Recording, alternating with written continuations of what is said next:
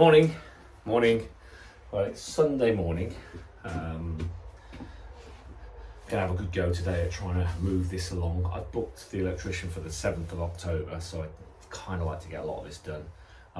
Played softball yesterday again. That's the last game of the season, although indoor sessions kick in now, so that's good. We didn't do amazingly, but here's a few highlights.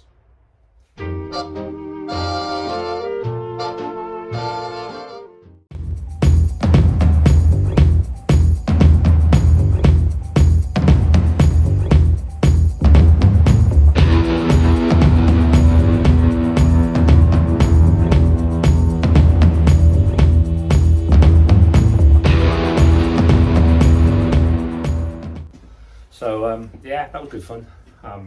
Enjoyed that tag at home. That was rolling back the years. I used to do that all the time in my younger days, but it's been a while since I got a chance to got a good diving tag at home. Anyway, so today we're going to be doing. I'm going to finish off getting some plasterboard in here. I'm going to start mudding. Really, I'm going to start getting the mud on the wall so I can start drywalling and get towards paint. I have ordered a table saw, so I've never had a table saw before. We'll do a bit of a video on table saws, but this is so I can run strips of wood through and build some stuff for here. I did think about doing it by hand, but to get that nice crisp edge, I decided table saw is the way to go. And you know, it was cheaper than buying. Wood is so expensive in England right now, and it's cheaper for me to rip down the remaining plywood I've got and build the box than go out and buy new wood, and that's including the cost of a table saw, which is insane. But I'll use the table saw a lot when we get into building the pub next door, so a good investment. So that's it. I will get on with the day, hear some music, and watch me work during the day.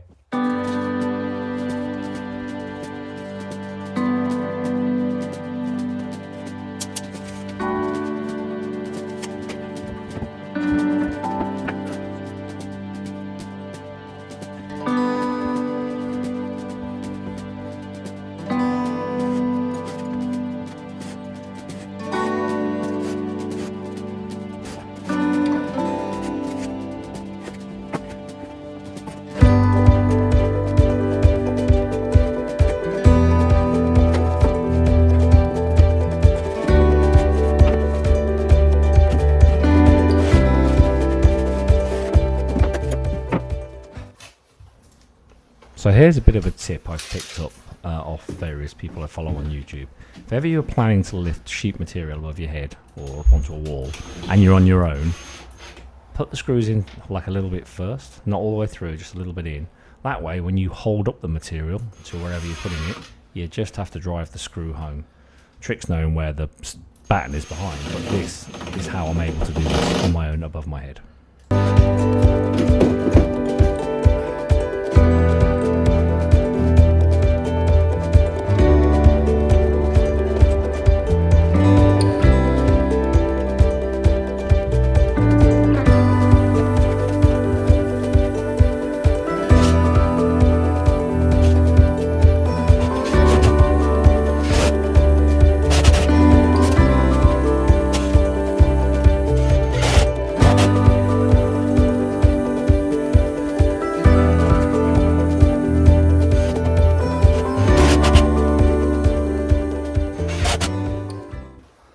So now what I'm going to do, I've had a tidy round all day. I've put up the last bit of board. I've done a bit more foam in some of the bigger gaps. But now I'm going to go for the plastering filler. I'm not going to put on the paper and actually do drywalling. What I'm going to do is pre-fill any bigger gaps, go over the foam, try and lay down a layer of plaster. So that when I do the taping and jointing, there's nothing behind it, or I'm not trying to overfill at that point and it gets a bit bubbles if you do that. So filling in gaps. Okay, so what I've got for drywalling and doing the gaps is this stuff, Fill and Finish 60 Premium. Now I've got a 10 kilogram pack. I did do some of this in a shed to practice before I did this. So Sam's now got an office as well, which is quite nice. But it did allow me to practice. So this stuff, it says that it's fast setting component for filling and finishing plasterboard joints. So I can fill with it. If you remember, I filled in a lot of the bigger gaps with foam to have something to go to.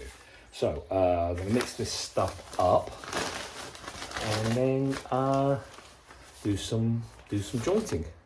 To do this jointing, I'm not very scientific, I must admit. I've got these black buckets that came from B&Q, I think. They were like £1. They were on one of those special offer things. Let me just tip this down a bit more, so you can see. Right, okay, yeah, so I've got these buckets and they came, like I said, they were £1. So if they get messed up, I don't really mind that much. Buckets of water. So, what I'm aiming for, those are full of sand, back in a second. So I was just about to mix it up. This got some sort of sand and rubbish in the bottom of it. One thing I did find last time I was doing this is you want this to be as clean as you can get it. If any kind of lumps and stuff, it just drags when you try and smooth it. It drags and creates lines. So make sure you've got clean buckets. So to mix this up for the jointing, I'm going for that kind of buttery feel. I mean, it's got all. It's not like I'm in a rush, so it can have 24 hours, 48 hours to dry. If you haven't got one of these, they like fit on your drill, go get one. I know you can mix stuff by hand. I've got my cement mixer, but honestly, this was like a few quid. Paint mixer, don't know, it's just great. It just goes on the end of a drill. You can mix stuff up, and I found it really good for doing this. So let me get my drill. So I find that it just goes on. It does tend to drop off sometimes, but that's what I want. So I'll start with a little bit, and then I'm gonna I'll mix some more if I need it.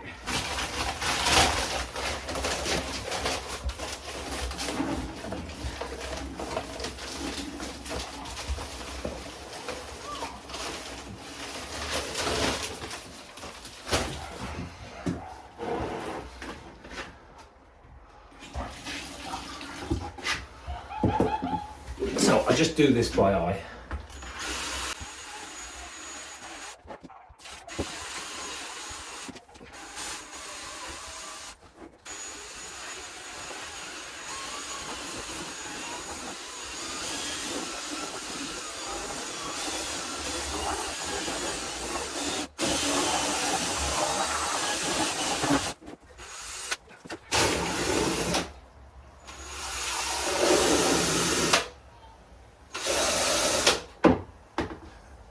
Like that. So after mixing by, just by sight really, this is what I get. I get like a buttery.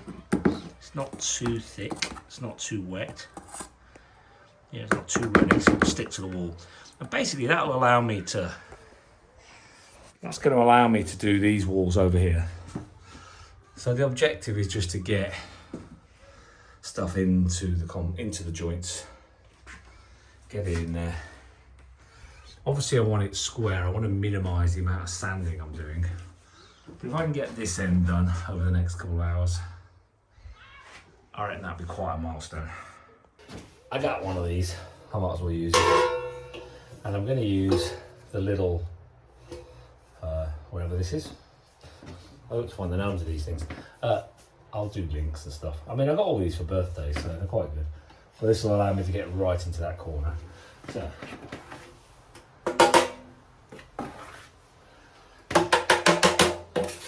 some on there.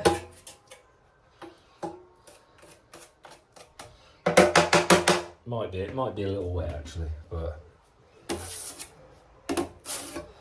let's try now.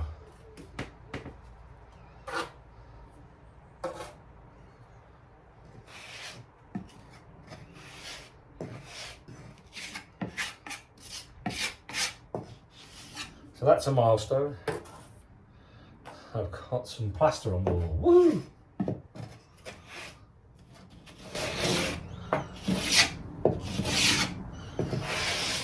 What I found when I was doing my practice shed was that I could cover a multitude of sins at this point. Yeah, it's a little wet. I could cover a multitude of sins by with this plaster, because you can sand it back basically. A lot of the YouTube videos are very keen on minimising the amount of sanding. Now these are professional guys, time is money to them. I actually don't mind a bit of sanding. I don't mind doing a bit of sanding, because if it gives me the right edge that I need, then I'm happy. My main thing is to get it smooth, right angles, so that when I paint it looks good.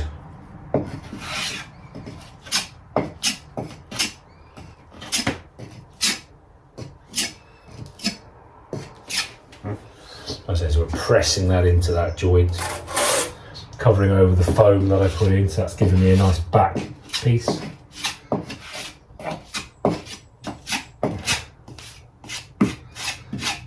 I'll fill in some of these screw holes while I'm at it.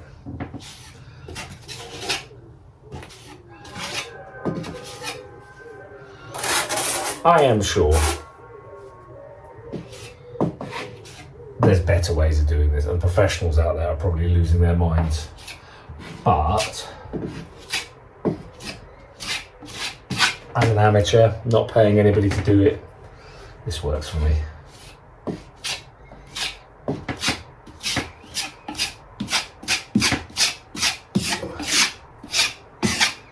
And like I say, I can always sand some of this stuff back, so it's okay.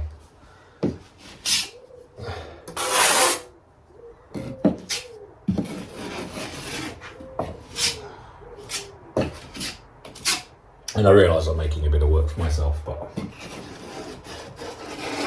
hey, what else would I do at weekends? I don't know, play softball.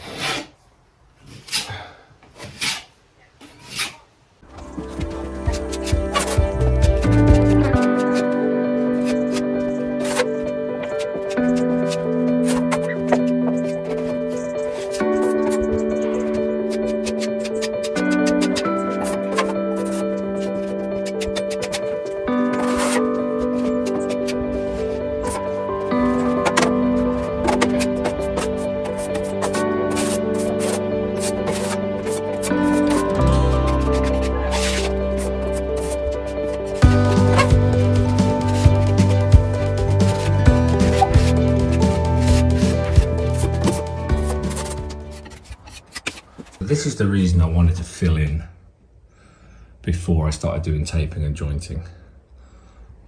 The edges of the plasterboard where it's been cut just suck in this stuff.